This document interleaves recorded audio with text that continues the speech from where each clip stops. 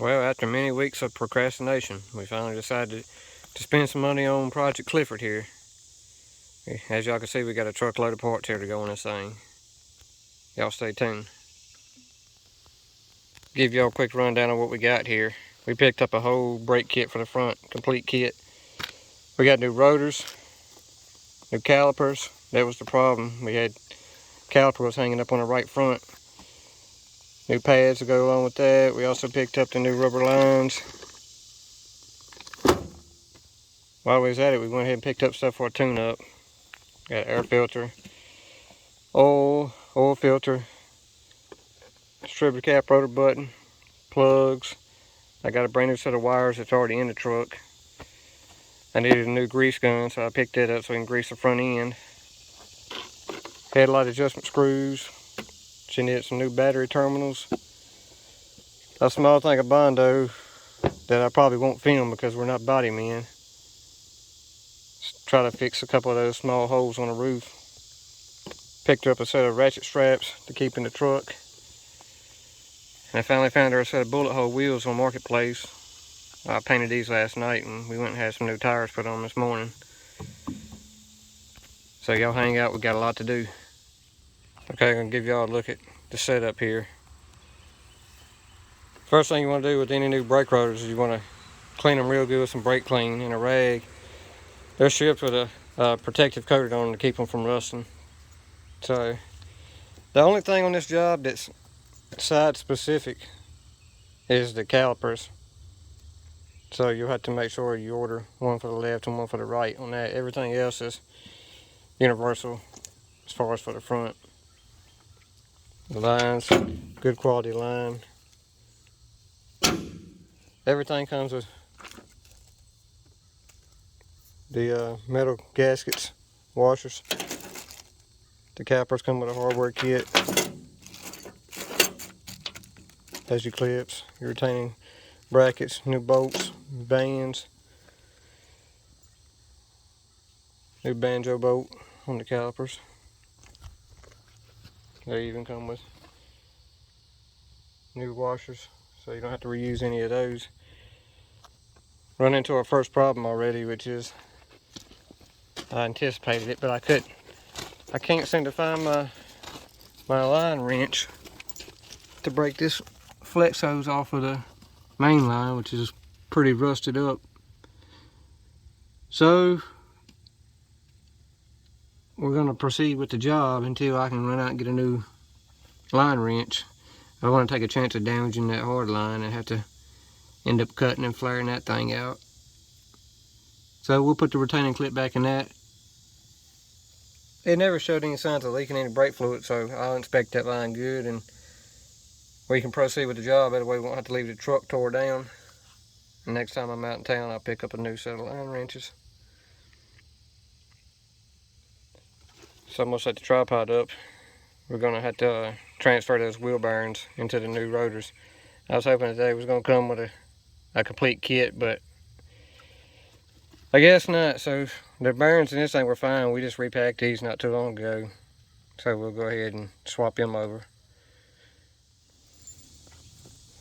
Okay, y'all, I failed to notice when I bought these rotors, the picture online they showed what looked to be a complete assembly. I didn't expect it to be front bearings in it, but I at least expected it would be the back bearing and at least the bearing seal. But they didn't include any of that, so all you get is the basic rotor with studs in it. It does have bearing races inside the rotor, so you don't have to drive in the races, but if you're careful, you can knock your old bearing seals out of your previous rotors. These were replaced whenever whoever did the bearings on this truck before. You don't want to run it without this because this keeps dirt and debris out of your bearings and it keeps grease off your brake rotor.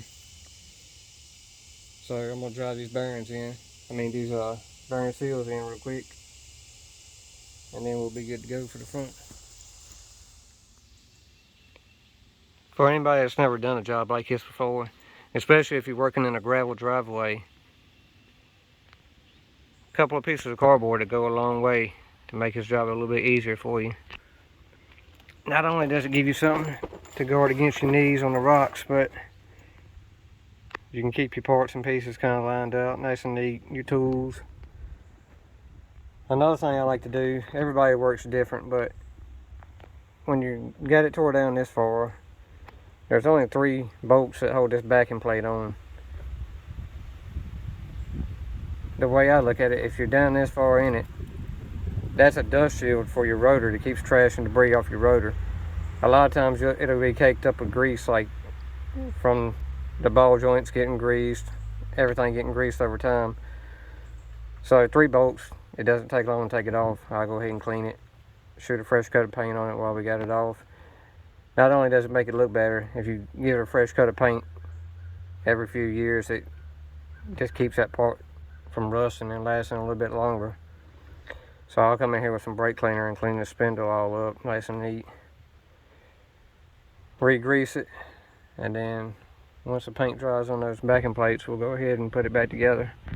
I'm gonna wait until the caliper lasts. That way, as soon as I unhook that brake line, I'll have the other one ready to go, so we lose the least amount of fluid as possible. And then we'll go ahead and start bleeding the brakes on it. Okay, y'all, we got the dust shields painted there, and we went ahead and shot a little paint on everything underneath here. Went ahead and greased all the fittings, which I know the ball joints are pretty shot on this thing. But when she sees these wheels and tires on it, I know she's going to lower it down some. So we'll wait and do the ball joints when we tackle the rest of that. But just for the sake of being underneath here, I went ahead and packed a little grease in these old tie rod ends and ball joints, pitman arms, so everything's got a little fresh lubrication in there. Now's a good time to clean your spindle off and inspect it, get all the old grease off of it, and check your threads. So we'll re-grease the spindle, slide the new rotor back on, and then we'll tackle putting that caliper on. Well, that job's complete, y'all. Calipers, rotors, pads, repacked the wheel bearings, greased everything on the front end, gave it a shot of quick paint. That wheel right there spins freely now, or freer than it did. Gotta break them new pads in, they're pretty thick. So on to the next thing. Drain the oil out of this thing and give it some fresh oil. Well, y'all, we got cut short by the rain here. We had to hurry up and pack everything up in a hurry. I already done had to turn one phone in on warranty this week for water damage, so I wasn't trying to go through that again. But tomorrow we still got to do the ignition tune-up, plugs, wires, distributor cap, rotor button.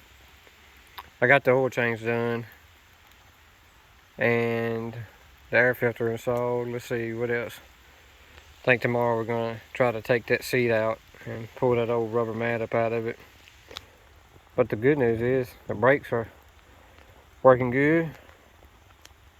Tires look good on it. So we'll work on the inside of it tomorrow. Throw that grill back in it, it'll be looking good.